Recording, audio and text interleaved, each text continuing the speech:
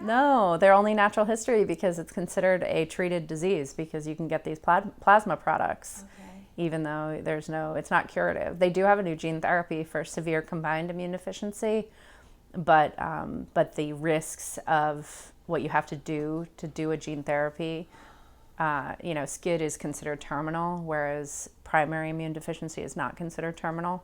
And so they're not trying out anything on the boys like James because it's a chronic illness. Yeah, it's the risk-benefit assessment. Although I would venture to say that I would do it. I would try a gene therapy or a stem cell replacement or something on James because he's very, very sick most of the time. It starts when James was in the hospital and he was diagnosed. The first thing that I asked the doctor, the immunologist, was what's going on in the clinical trial world for primary immune deficiency. I did some Googling. I found out that there were blood plasma products that you could use weekly or monthly. Some people even use them daily to help build up your immune system with other people's blood plasma. But they also you can get aseptic meningitis, you get migraines, you can get severely dehydrated. It's terrible for your kidneys. Like, these people are very sick, all the people that have the disease. And so I said, what's going on in clinical trials? Because clearly there's this treatment, but it's not a cure. And the doctor looked at me and she was baffled because she was like, there's a treatment. He can live a fairly normal life. He'll be sicker than most. You have to use a lot of hand sanitizer. He's got to wear a mask. Like, just all of this stuff. Like, he's got to rest. We'll get him a 504 plan at school. And so I was realizing that, even with this treatment that has all of these side effects, horrible side effects, he was not going to live a normal life.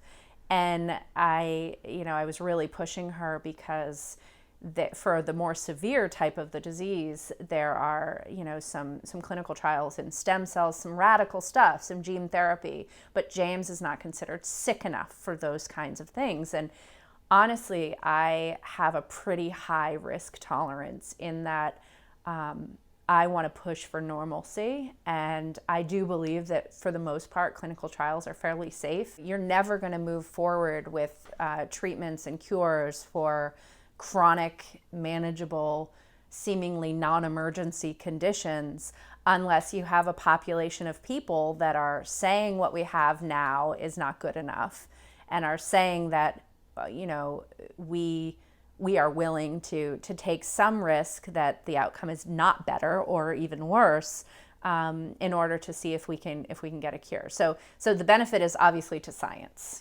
I believe that it should be easy enough to cure an immune system problem. They know what the problem is. He's missing B cells. It's primary humoral deficiency. He's missing B cells. There's got to be a way to put B cells back permanently. And then the other thing for James is that I don't want to give up on him and say, okay, well, here it is. You're going to get needles in your legs for 2 hours every Sunday for the rest of your life. You're going to have to wear a mask on a plane.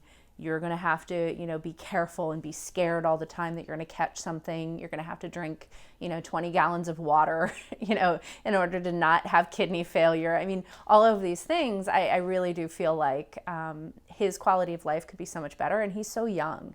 This is not a 60 or 70 or 80-year-old person that's looking at living out the rest of their lives quietly. He has a lot to do, and he would like to be a chef. And that means that he's got to be around a lot of people and touching people's plates and foods, and he's going to be exposed to things. And he's already deaf in one ear from the tumors because the radical infections cause the tumors to keep coming back. I just feel like he has a whole life to live, and I think that science is good, and so the benefit could be that he doesn't have to deal with this at some point in his life.